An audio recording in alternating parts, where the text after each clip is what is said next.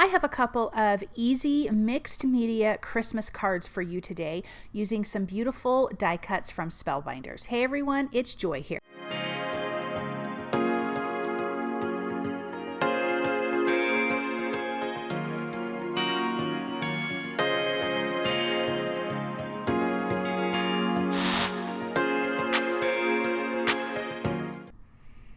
I'm going to start with my backgrounds. I am starting with Pomegranate cardstock from Spellbinders, and I am using the bold numbers solid stamps from scrapbook.com. And my first card, I'm going to have it placed in the center, and we're going to do some heat embossing on our colored cardstock. I'm using white, so I'm going to prep this with my anti-static powder tool. I'm using clear Versamark ink, and I'm going to stamp this a few times. I like to really make sure the first time that I get a really good solid stamped image, so when I go to sprinkle on my embossing powder, I don't have any holes or any, just any missing areas. I'm going to sprinkle this on, and I'm going to set this aside before I heat it, because I'm going to do my second card, and then we can heat emboss both of those together. I do have my heat tool on. I do like my heat tool to get nice and hot. It really helps your cardstock not to warp so easily. It still is going to a little bit depending on, how thick your cardstock is. But I like to do that so that way everything just melts really fast. For this card, I'm going to have it in the bottom left-hand corner, and prepping it with my anti-static powder tool and inking it up. And you're going to see here in a second, I'm actually going to clean off my stamp. I have a lot of that powder on there, and I could tell I wasn't getting a really good clear stamp. So I cleaned that off, got a better image that way. Let's sprinkle on the white embossing powder, and now I can take my heat tool to both of my cards and get a really good embossed image. Once my embossing has cooled down, I'm going to take a dry rag and just gently buff the powder off of my cardstock. Now this is, total personal choice, but I am going to take the tiniest bit of black soot to go around the edge of my cardstock. If you didn't want to go black, you could do a brown. I don't have a dark enough red ink that would make a difference on this cardstock, so you could go that route if you were doing a lighter red ink. But I'm, as you can tell, doing it very, very lightly. I just want to have a little bit of contrast in my cardstock itself, so a little bit of black soot Distress Oxide ink.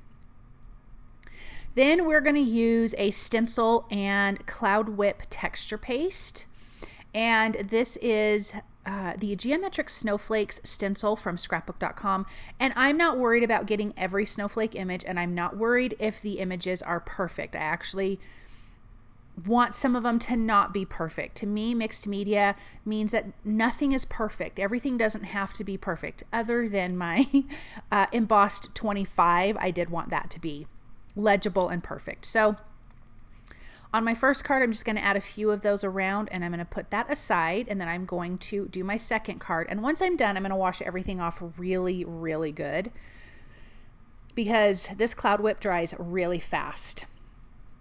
Now I did wait overnight, not on purpose. I just stopped working, and then I came back to this the next morning, but this does dry really quick. So if you were doing your die cutting after these, it would be pretty much dry that you could start putting your cards together. I mean, double check it. I would imagine it matters with humidity and heat and things like that, but it does dry really quick, and I'm not doing a super thick layer. Okay, our second background is done. Now we're going to do some splatter. So I am using scrapbook.com's white luster marker. I just want this to feel very snowy on the background, so I'm going to splatter really good. I do want a lot of this splatter, and it actually dries darker than it looks when you're first splattering it on there, and I do really like that.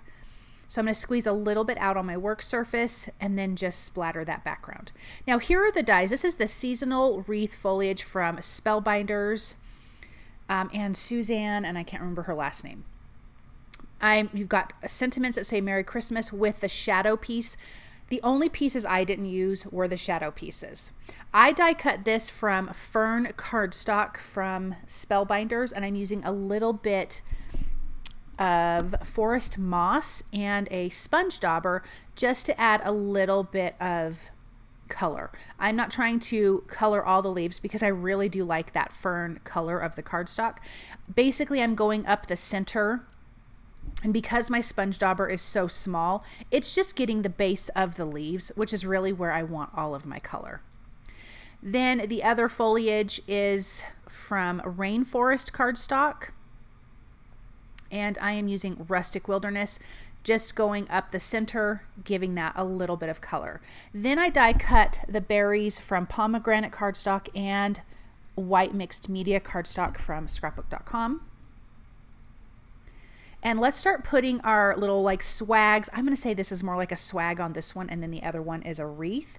And like I always do with things like this, I'm going to use liquid glue, and I'm going to put it at the base of my greenery because that's going to give it some natural lift, not having everything glued directly down to your background. So the tips of your leaves are going to be already lifted, so it gives you a little bit of dimension without having to add any foam adhesive. So I'm going to put those guys in place. And then there's some areas on the die cuts that you can see on those longer pieces on this one where some berries go, but I am going to put the holly berries anywhere I want them to go. So I die cut a bunch of those out, and I'm just going to start placing them down. So I die cut the die for these berries because there's two different dies. This one I die cut twice, and along with the white one I die cut twice. I did use a lot of them, and I didn't want to have to die cut again once I was already done doing that. So just adding dots of glue, using my Pick Pro tool from scrapbook.com to pick up my berries and just putting those in place. And we're going to make these stand out from that red background. Obviously there's a lot of red and white. I really like that, but we're going to add a little something to the berries just to get them to stand out once we're all done putting this card together. So let's put a few of those in place. And then I wanted to mention that SBC Fest from scrapbook.com is September 12th, so it's a month away. I still have a few kits if you guys wanted to grab one. The SBC Fest is free. It's a virtual event, but you can buy the kits from all the instructors and be able to craft along. I will be chatting live. All of the other instructors will be chatting live. So I will put a link for that down in the description for you guys if you guys are still interested. So you want to grab those before they go out of stock. They will, I think they will be restocked. Don't hold me to it if they go out, but you want to have it in time for the actual event. And they do giveaways, and it's always so much fun. So if you've never done SBC Fest, it is 100% worth it. This is the second time I get to be an instructor, and I am so excited about it. Okay, so that wreath is done. I glued that down exactly the same. And then again, there's some areas on here where you can see these little berries are going to go. And then there's other spots that I just added because I just wanted this to be very berry heavy. And so I am going to just add my dots of liquid glue and then just go in, and these are all different sizes of these ones. The first ones were all the same size, but these ones have lots of different sizes. So this would obviously be personal choice of how much you want or how many berries you want, how you want that to look, if you want more greenery, less berries. But like I said, I wanted to have a lot. Then we're going to give our background a little bit of a icy, I don't want to say snowy, but really more icy kind of a look. We're going to use some mica flakes. We're going to use some glossy accents, and that's going to add this really fun extra detail to these mixed media cards. These are super simple, easy mixed media cards. I love these, and you could use this for any occasion, for any holiday, whatever it is you need. Just figure out, are you using flowers? Are you using someone's birthday? If you've got the stamps, these large stamps from scrapbook.com that are the alphabet, you could do a monogram. So you could just think about how to do these things differently. I die cut the Merry Christmas 4 times, twice for each card. I'm going to glue those together. That's from mixed media cardstock from scrapbook.com.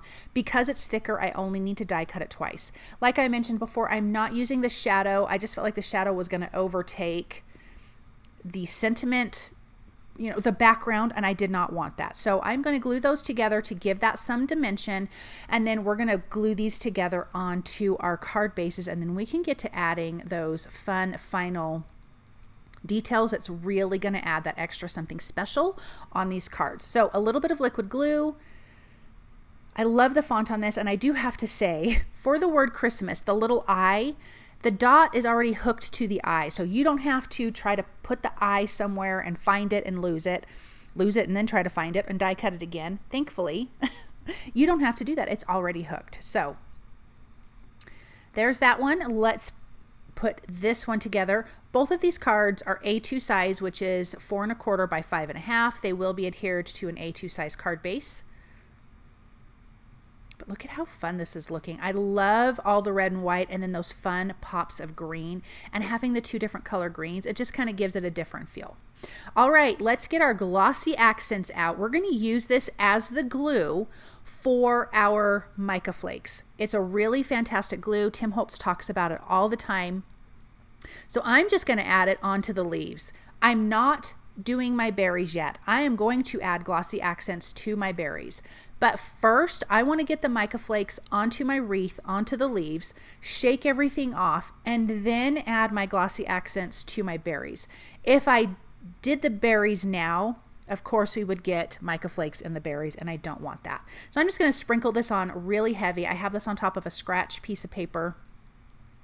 And then I can just dump the excess off. And if there's like a big clump or something of the mica flakes that you don't like, just take like a little pointy tool and kind of move that off. But look at that kind of frosty, wintry look that it gives that. I'm going to add this, the glossy accents in a few more spots and sprinkle a little bit of that on.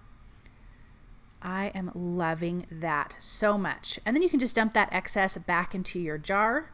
And now let's add the glossy accents to the berries. This is going to make them stand out from the background, especially the red ones. But it makes them nice and shiny. It gives them a little bit of dimension. And I love glossy accents. I haven't used it in forever. Although I did try to use it not too long ago on one of my videos. And if you saw it, I accidentally used the crackle accents, which I have never used in my life. And I had a bottle of it on my desk and I grabbed that instead. And is not the same thing. Let me just tell you right now, not the same thing. Okay, let's go on to the next card. I'm going to speed this one up a little bit faster. But again, doing the same thing. Add the glossy accents. I am not covering the whole leaves. I'm just adding little spots of this so my mica flakes will stick to it. So let's sprinkle that on. Nice and heavy. I want to make sure it's going to catch everywhere. And then just tap it off, and tap it off good, because you don't, you want the pieces that aren't going to stay to come off. And I did see a couple spots that were just a little too thick and you couldn't really see some of the leaves. So I did remove some of those pieces on this one and then added a little bit more there. So you really can fix it. Look at how pretty that is. And then let's add that glossy accents to our berries, and then we can take a look at these up close at the finished product. And I think this die set is a fantastic die set to have in your stash because of all the beautiful greenery that you can add to anything. I just think that is fabulous, and I love having die cuts like that in my stash. Look at all the mica flakes on there, and look how shiny those berries are.